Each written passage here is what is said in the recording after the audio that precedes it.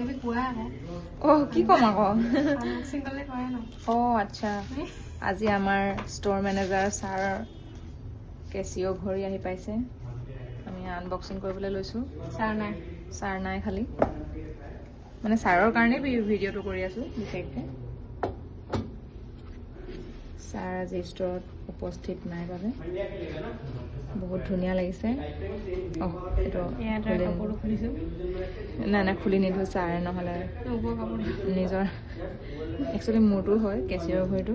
ভালেই হয় ভালে পাইছোঁ মই ছাৰ কেনেকুৱা লাগিছে জনাব আপোনালোকে কমেণ্টত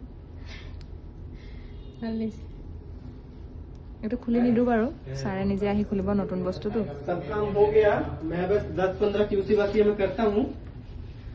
বন্ধ কৰাচোন ভিডিঅ'টো বন্ধ কৰা